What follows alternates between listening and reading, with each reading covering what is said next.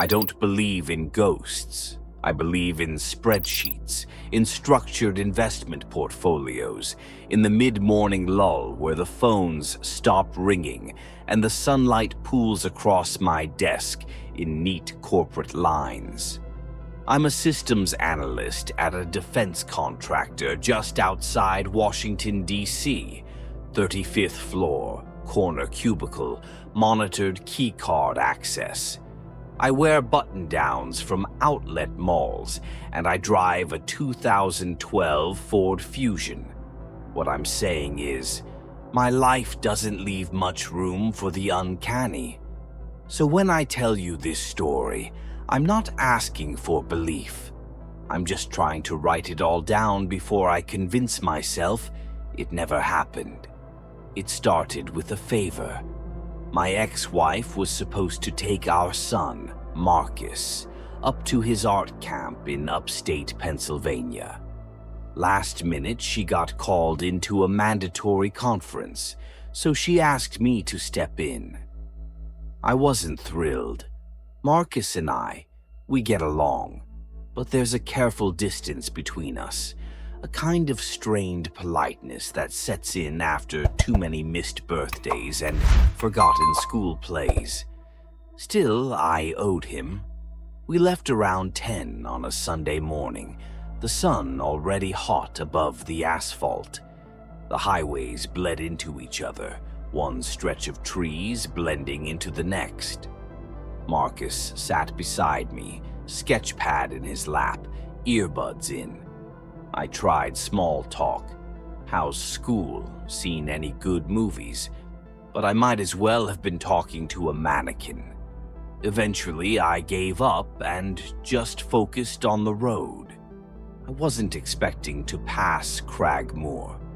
It wasn't even a town, more like a name someone had slapped on a forgotten crossroad. I hadn't been there since I was 11.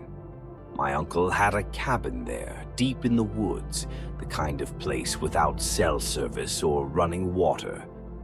We only went up once for a summer after my father's second heart attack. A change of pace, my mother had called it. She didn't talk about what happened there afterward, and neither did I. But as soon as I saw the road sign, hand-painted and half-obscured by vines, I pulled off without thinking. There was a rest stop just past the turnoff, more of a gravel shoulder with an old map sign eaten away by weather. Marcus looked up, annoyed. "Why are we stopping?" "I just want to show you something," I said. "It won't take long." He frowned but didn't argue. The trail was still there, barely. The trees had reclaimed most of it, pine and hemlock closing in, the ground soft with decades of rot. The sunlight came through in sharp, surgical beams, making everything seem too still, like we'd stepped into a photograph. I knew the way, even after all those years. My feet remembered. The hollow hadn't changed. It was a natural depression in the land, ringed by black birch and tangled brush. At the center was a shallow pool, more like a sinkhole filled with green water. Algae drifted on its surface in swirling patches, thick enough to look solid until a leaf landed on it and sank. "This is it," I said. Marcus stared down. "It smells," I laughed. "Yeah, it always did." But I wasn't looking at him. I was watching the trees, listening for that low hum that always came before. The hollow had rules. Even as a child, I'd understood that. You didn't speak loudly. You didn't take anything out. And you never threw stones into the water. Marcus broke the silence. "Did you used to come here?" "Once," I said, "with a boy named Daniel." That was his name, Daniel Price. He lived 3 cabins down. We were thick as thieves that summer, inseparable. He had a big laugh, chipped teeth, a fondness for collecting dead insects and naming them after Greek gods. And he went into the hollow, not just to the edge, to the middle, into the pool, because of me. We'd been playing a game, something stupid. I can't even remember the rules. But I called him a coward. I dared him to wade in. He stripped off his sneakers and stepped into the water with this theatrical grin, like he was going to prove me wrong. He never came out. No splash, no scream. 1 minute he was there, grinning like an idiot. The next, gone. Just a few ripples. That was it. They drained the pool later. Found nothing. His body never turned up.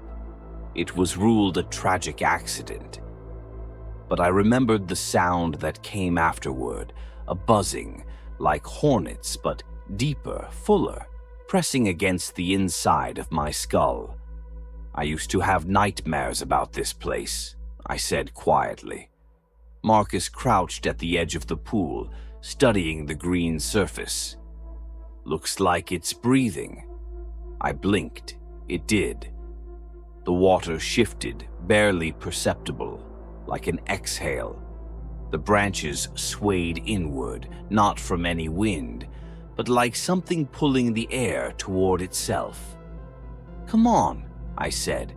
"Let's head back." But Marcus didn't move. "There's something in there." "Marcus." He turned to me. His face was pale. "It's not dead." The hum came back then, low, like a growl that never ended. The pool rippled and something dark began to rise from its center, slowly like molasses. Not a creature exactly, not with a shape you could define.